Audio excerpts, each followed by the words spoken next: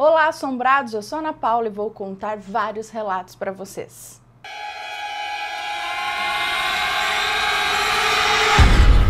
Histórias assombradas. E antes que falem, Ana mudou de cenário de novo. Sim, mudei um pouquinho, saí da sala porque está muito calor e o ar-condicionado não está funcionando lá. Então não dá para aguentar, eu vou derreter lá na sala tudo fechada e tudo mais. Então, por enquanto vai ser aqui até a gente conseguir arrumar a sala. A mulher do quadro. A moça que nos conta esse relato diz que vai contar a história de uma conhecida dela. E quando isso aconteceu com essa conhecida dela, essa conhecida era criança ainda. Hoje ela tem por volta dos 30 anos de idade. Então, quando essa conhecida dela aí, que ela vai chamar aqui de Fernanda, era criança, tinha um quadro na casa dela. E era um quadro bem grande. Ela conta que era um quadro bem grande e nesse quadro tinha uma mulher muito bonita. Era a imagem de uma mulher muito bonita e elegante. Todo mundo da casa era apaixonado pela mulher do quadro. Até que uma vez um conhecido da família foi visitar a casa deles e tal, ficaram conversando, tudo mais. E quando esse cara foi embora, estava saindo da casa, ele se despediu da mãe da Fernanda, né? E falou para ela, tipo, olha, né, sua casa é muito bonita, parabéns, tá tudo muito lindo, mas esse quadro... Assim, como se ele estivesse reprovando aquele quadro. Bom, isso passou, o moço foi embora e um tempo depois, a Fernanda teve um sonho. Nesse sonho, a Fernanda estava dormindo e acordava com os barulhos vindos da sala. Parecia som de gemido ou de alguém sendo espremido, alguma coisa assim. Até que ela foi até a sala para ver que barulho era esse e viu a mulher do quadro se mexendo, tentando sair do quadro. Como se estivesse empurrando moldura assim para sair do quadro. E a mulher conseguiu sair do quadro e começou a andar pela casa. A Fernanda ficou super assustada e sem acreditar no que estava vendo, lembrando que tudo isso foi no sonho. E aí ela disse: Nossa, você consegue sair desse quadro? Claro, eu saio dele e ando pela sua casa todas as noites. A Fernanda acordou assustada e logo foi contar para a mãe dela esse sonho e tudo mais. E a mãe dela imediatamente lembrou do que aquele conhecido que tinha estado lá na casa falou sobre o quadro. Só que nesse momento o marido dela não estava em casa para ele poder sair e jogar o quadro embora, jogar fora aquele quadro. Devia ser bem grande e pesado mesmo.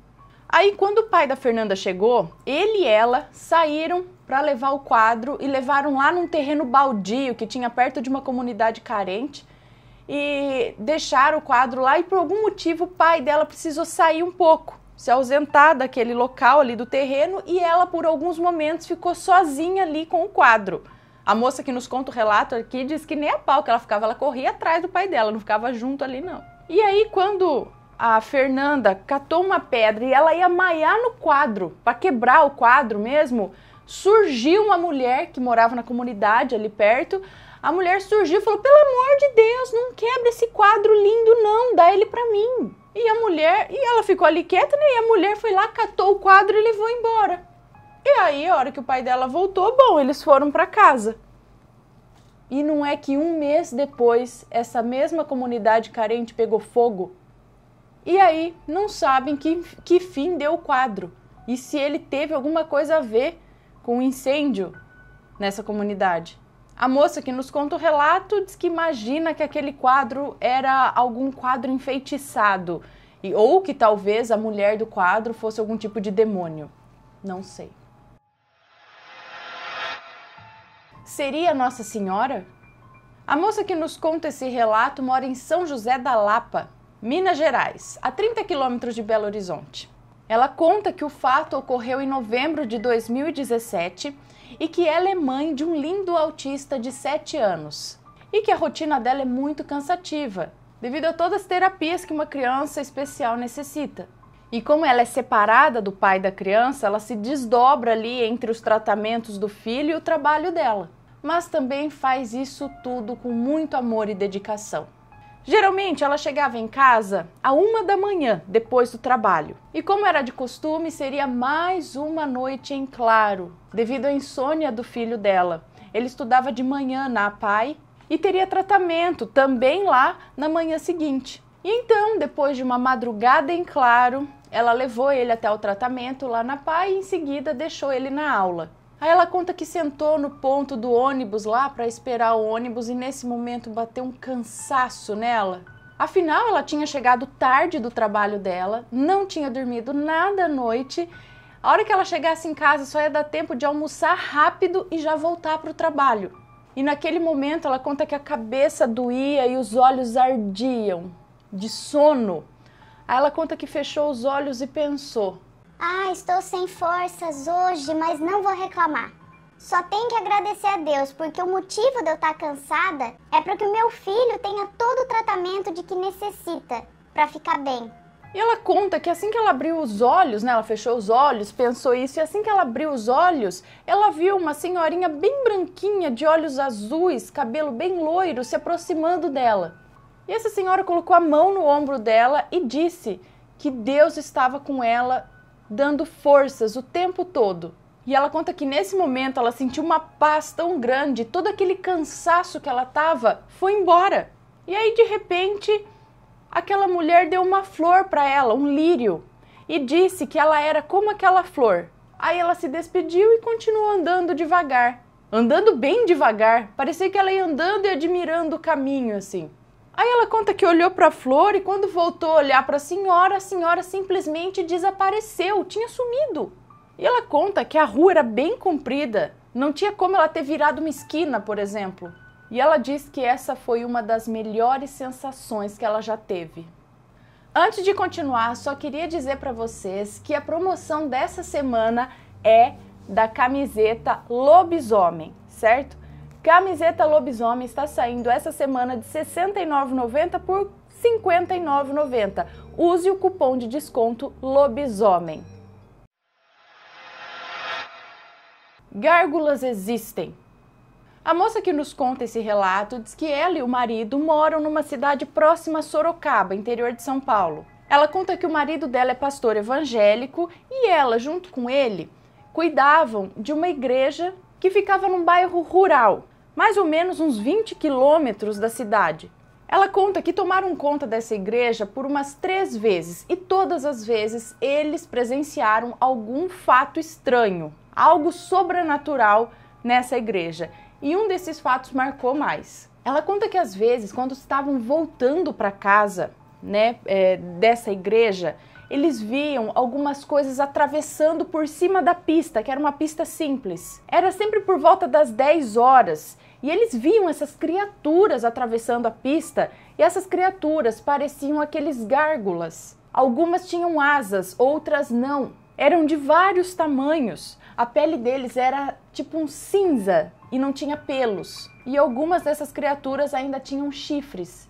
Ela conta que essas criaturas passavam na frente do carro deles, assim, calmamente, normalmente, ainda olhavam para eles, como se eles soubessem que eles estavam vendo, que eles conseguiam enxergá-los. Diz que eles estavam andando, passavam andando ali na frente, não sei se alguns voando, acho que não, acho que é tudo andando, embora alguns tinham asas. Diz que eles passavam andando, dava uma parada, olhava para eles no carro e continuava andando, seguindo seu caminho, atravessando a pista. Ela acredita que pode haver um portal nesse lugar aí. Cara, aonde é? Meu anel que sumiu. A moça que nos conta esse relato tem 11 anos. E ela conta aqui que tudo começou quando numa semana ela decidiu ir para a escola com um anel dourado, com uma pedra, obviamente falsa, mas diz que era linda.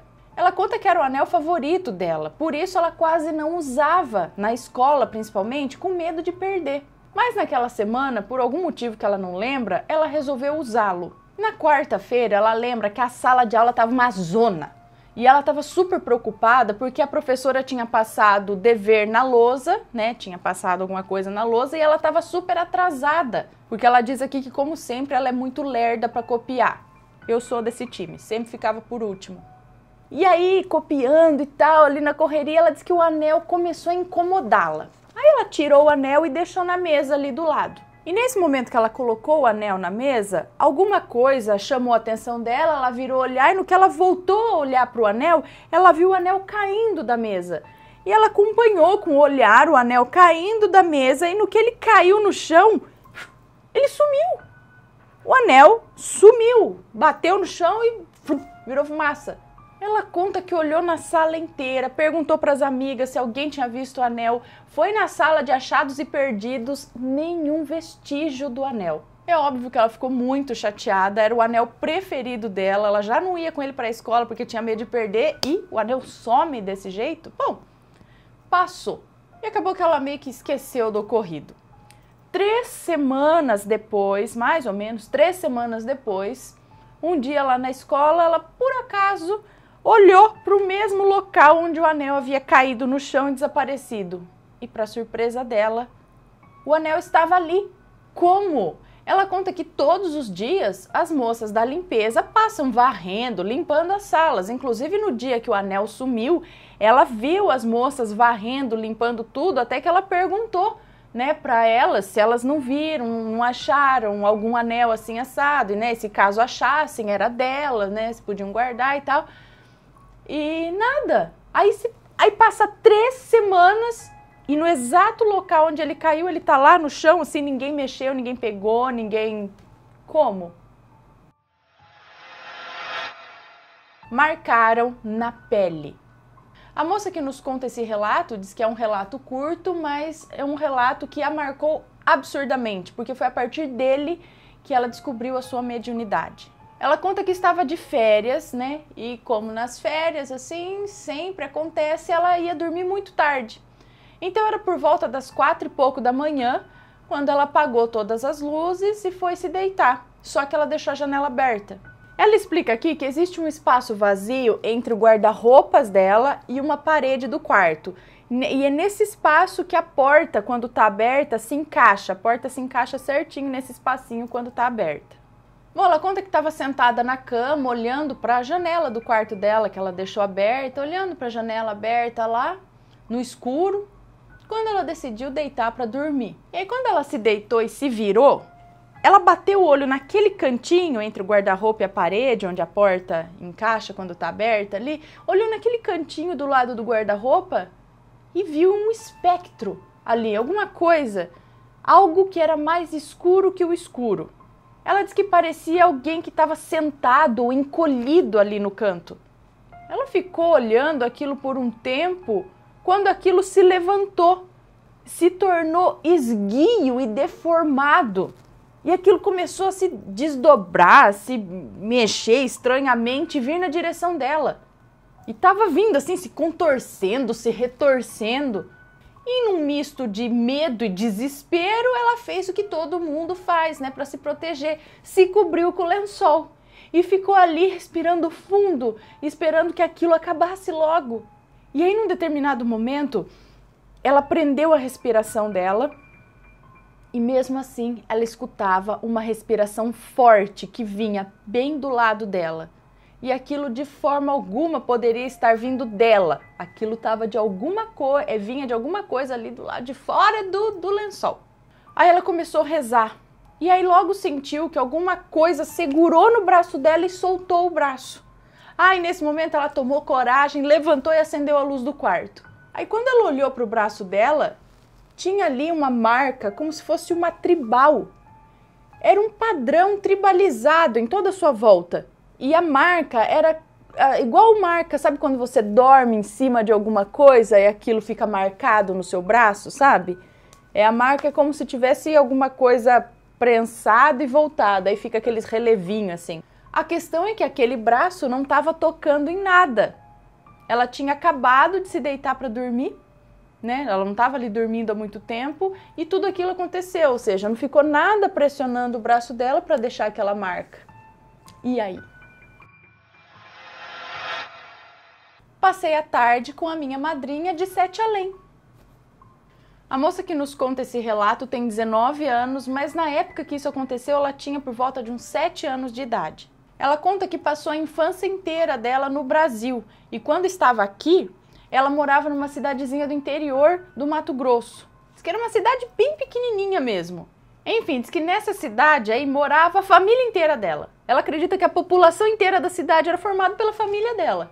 E ela fala assim, para vocês entenderem o relato, pensem na letra L, só que deitada, com o final virado para baixo. O começo do L é a entrada da cidade e a perninha no final é a rua da casa dela. Então ela conta que a madrinha Cleo dela morava na entrada da cidade, sendo vizinha da segunda madrinha dela, a Bela. Acabando o quarteirão e atravessando a rua, tinha o mercado da tia Rê. E aí a veterinária da madrinha Cleo dela. E aí acabava o quarteirão novamente. E aí já era a rua da casa da tia Rê. Aí a próxima rua era a casa da avó Flor. E quase no final da rua seguinte era a casa da moça que nos conta esse relato. Então, da casa da madrinha Cleo dela até a casa dela, eram 4 ruas, contando com a rua da casa dela. Então dá para entender que era super perto. Ela conta que passou a tarde toda brincando na casa da madrinha dela, da madrinha Cleo. E naquela época não tinha celular, o máximo que tinha no telefone fixo. Ela conta que brincou a tarde toda e ela estava lá na varanda da casa da madrinha Cleo, sentada, brincando. Lembra até que a madrinha Bela dela, colocou a cabeça por cima do muro, né, olhando para lá, virada em direção a ela, e comentou que já estava ficando tarde, que a mãe dela ia ficar preocupada, que era melhor ela voltar para casa. E ela conta que lembra perfeitamente que respondeu que já estava indo para casa e continuou brincando mais um pouco. Mas ela diz que as horas passaram do outro lado, porque onde ela estava ali não anoitecia. Ela conta que brincou até não aguentar mais. E quando ela decidiu ir embora, estava já no final do pôr do sol. Aí ela pegou a bicicletinha roxa dela e foi. Passou pelo mercado da tia Rê, passou pela veterinária, logo passou pela rua da tia Rê. E quando chegou na rua da avó Flor, resolveu cortar caminho, que era uma estradinha ali onde todos passavam. Era um lote vazio e acabou que fizeram um caminho ali dentro desse lote para não ter que dar a volta no quarteirão, então você conseguia cortar por aquela estradinha dentro do lote vazio. E ela falou para que ela foi fazer isso. Ela conta que ficou uma eternidade dentro desse lote, desse caminho. Não era uma trajetória longa, não era um trajeto longo. Pensa bem, cidade pequena, um quarteirão, ela simplesmente ia cruzar um terreno e ficar muito tempo ali, não tinha explicação. Ela só sabe que a hora que ela chegou na casa dela já estava noite, já era por volta aí de umas 9 horas da noite. E estava todo mundo lá fora da casa, todo mundo desesperado procurando por ela. Sim, ela ficou desaparecida o dia todo. Ela conta que a mãe dela já tinha ligado para todo mundo, perguntando se ela estava lá e ninguém sabia onde ela estava. Ela ligou, inclusive, para a madrinha Cleo, perguntando se ela estava lá e ela disse que não, sendo que ela estava lá. Na cabeça dela, ela estava na casa da madrinha dela, brincando o dia todo. Diz que a madrinha Bela já estava pronta para ligar para a polícia. Ela falou, mas, gente, a própria madrinha Bela tinha falado com ela ali na casa da madrinha Cleo, falando, tá ficando tarde, melhor você ir para casa, sua mãe vai ficar preocupada. E como assim? E ela diz que um segundo fato muito interessante desse dia é que ela não se lembra dos rostos das crianças que estavam brincando com ela. Porque acho que, devia ter outras crianças por ali que foram brincar com ela na casa da madrinha, enfim, não sei. Só que ela não se lembra dos rostos dessas crianças. Mas o que aconteceu foi que ela disse que você já pode imaginar o que aconteceu. Ninguém acreditou nela e nem quiseram ouvir o que ela tinha para falar. Resultado, ela ficou de castigo. E ela diz o seguinte, será que na volta para casa dela, quando ela passou por aquele terreno, ela conseguiu, na verdade, sair de Sete Além? No momento em que ela cortou caminho, ela conseguiu sair dessa outra dimensão, não sei se aquilo era Sete Além ou uma outra dimensão. Bom, ela conta que isso aconteceu há muitos anos, ela só veio saber de Sete Além vendo os nossos relatos aqui. E aí ela acabou associando as duas coisas, e ela realmente sente que foi para Sete Além. Será? E é isso aí, pessoal. Se gostaram desses relatos, deixa um joinha, se inscreve no canal, segue a gente nas redes sociais e compartilha esse vídeo com seus amigos. Um beijo para vocês e até o próximo relato. Tchau!